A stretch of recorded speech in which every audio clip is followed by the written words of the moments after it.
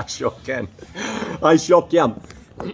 All right, vlog, glog, jog. No jogging here, that's for sure. Week 2, we'll kick off with an update. I started last week, week 1, on the assumption that I'd get into the Culture Cup, and then tickets sold out in 3 minutes, which was hectic. But lucky for me, I managed to score one, so I'm pretty stoked on that. Jack, throw it up. So that's exciting. Now I just have to, I've got so many things to do, but now I just have to train consistently for 12 weeks and hit some juicy PBs, which should be pretty straightforward, I would have thought. At this stage, I'm aiming for a plus 100 kilo bench, which I think is conservative, but aggressively conservative, because I've never bench pressed more than 100 kilos on a barbell before, and that was in 2018. So I feel like if I can get the frequency that I need to get without overloading my nervous system too much, and the vibes on the day, it'll definitely be doable. Deadlift, I'd love to hit 200 on the day just to know that I've still got it in me. But anything over 200 would be gravy. And a squat, I'll aim for 170. And if I walk away with anything less, I'm not going to be disappointed, because this is my my first foray into powerlifting.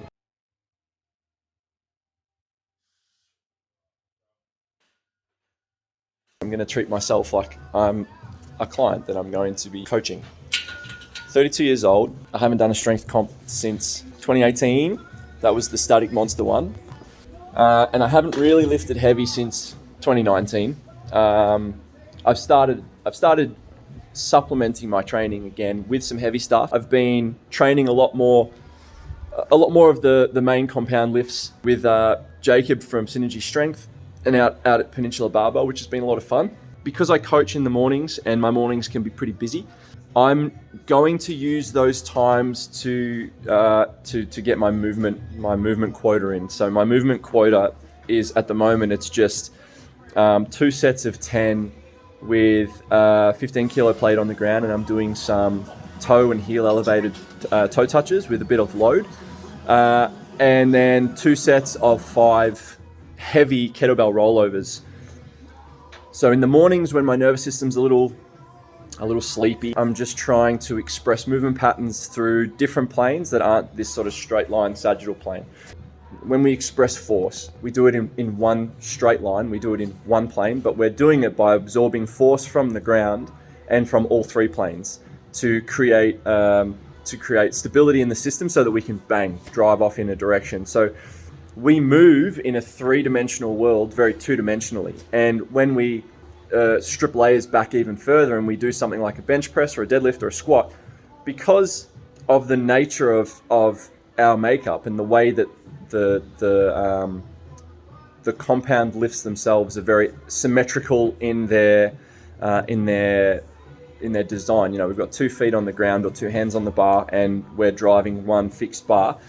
Because of the nature of how straight line and 2-dimensional those lifts can be, and because there's such a high degree of stability requirement at top end strength. So for a bench press, for example, the bar moves quite slow, and squats, the bar moves quite slow.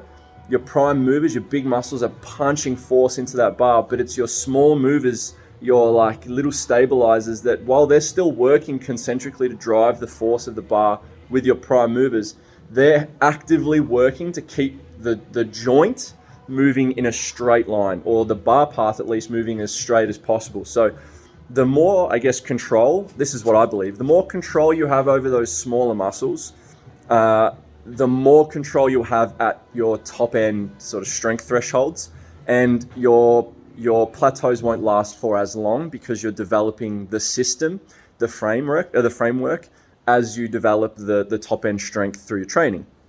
And this stuff takes 10 to 15 minutes a day. So if you can find the 10 to 15 minutes, you'd be silly not to. I feel like that's going to be the best way to maintain the longevity of my tissues.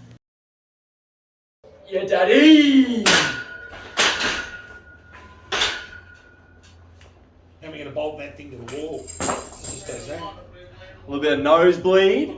Oh yeah. Oh, holy shit. Whew. This is why I like to train soft, gentle, because you can't put that kind of effort out all the time, and it fucking fries me. So I'm gonna do. I'm not gonna touch your arm or the kettlebell until you're at the top, and then when I put my hand on your wrist, it's just to kind of tell you that you're going too far that direction. Had a great moment this morning when I was coaching. Get that off my finger. Not often lately do I get an opportunity to really coach people. Like, what I do is very streamlined, and the way I think is very streamlined. It's very hard to teach the way that I think and the way that I problem solve. So a lot of coaching for me is usually just a small conversation that I try to put cues into, and then help that person identify the cue that I'm trying to get across with some sort of conversation or some sort of story or some sort of way to relate it back to what they've experienced based on everything we've talked about. And it's very effective for me. But this morning, I had Amia, who's been with me for maybe like 8 weeks. She had very little confidence in the gym when we started, as most of the people that work with me do. But this morning I had a really great opportunity to actually coach and get involved, because Amia is someone that has so much courage, and she's willing to try almost anything. We were doing kettlebell rollovers for 12 kilos. They didn't look easy, but they looked like she was managing it pretty well. And I actually said to her, how do you think about maybe trying 16? And she goes, yeah, like, we'll do it on my next set.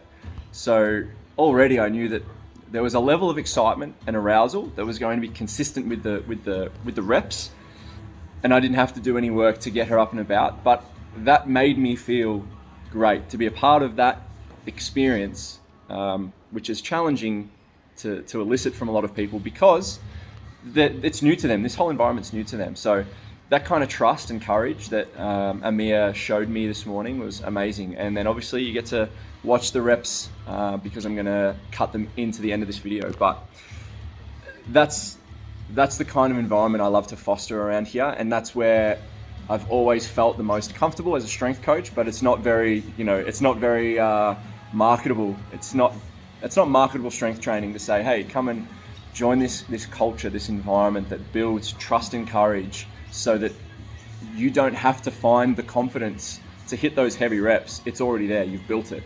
It was a really special moment. So just a shout out to Amia. Thanks for having an amazing training session this morning, and thanks for being a beast. Session starts at 3, rocks up 20 past 2, starts measuring. What an absolute stud. I love ya. Good, yeah. You deaf prick. It's on camera now. For those who must know, these things don't help me see. What a dipshit.